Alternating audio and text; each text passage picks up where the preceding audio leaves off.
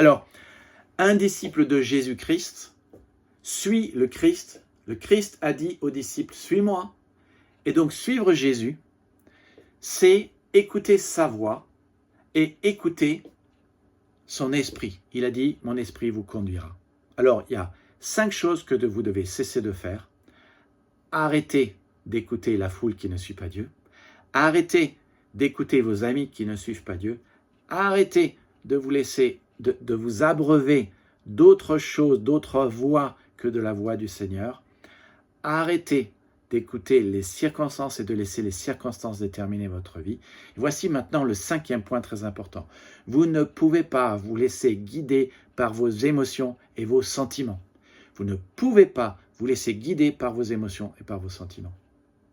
Parce que vos émotions et vos sentiments vous mentent tout le temps. Chaque émotion est temporaire. Vous pouvez être ravi lors de votre mariage et cela ne durera pas. Vous pouvez être ravi d'aller à Disneyland et votre ravissement ne durera pas. Vous pouvez être ravi lors d'un match, mais votre ravissement ne durera pas. C'est la même chose si vous êtes déprimé, si vous êtes découragé, cela ne durera pas.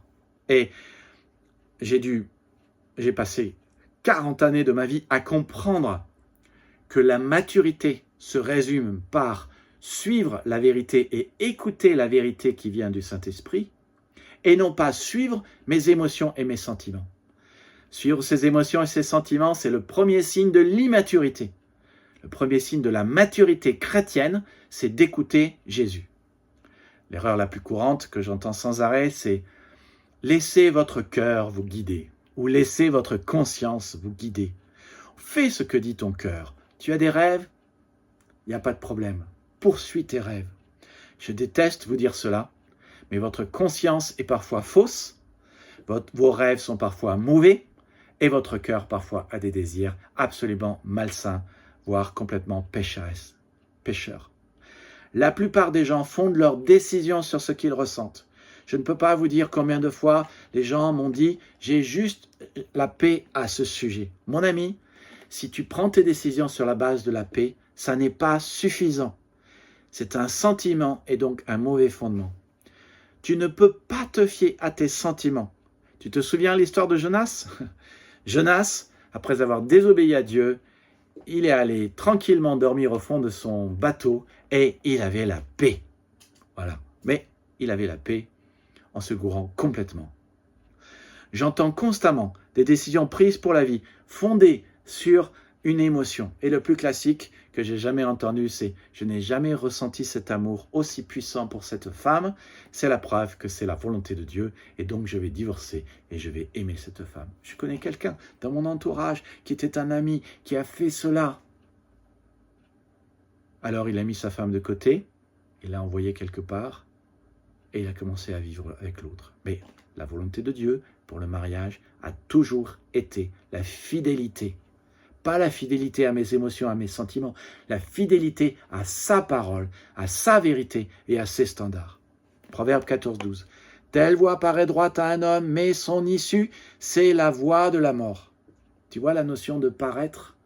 Nos émotions et nos sentiments nous laissent paraître des réalités qui en fait ne sont pas vraies.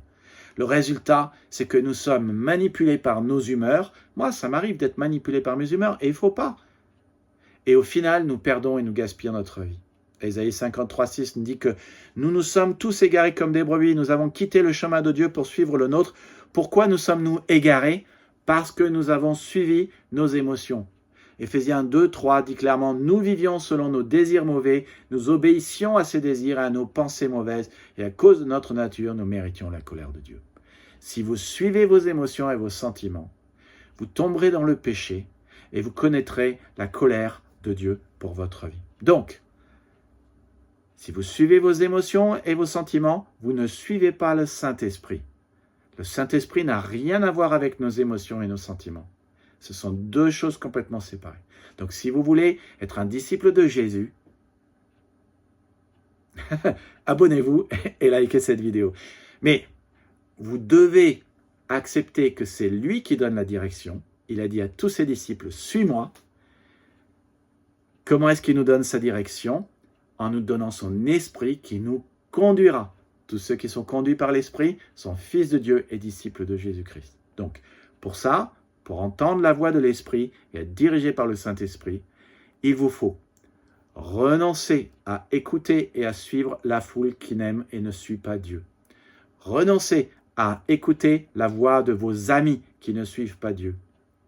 Il vous faut ne pas vous abreuver à d'autres sources qui vous disent quoi faire.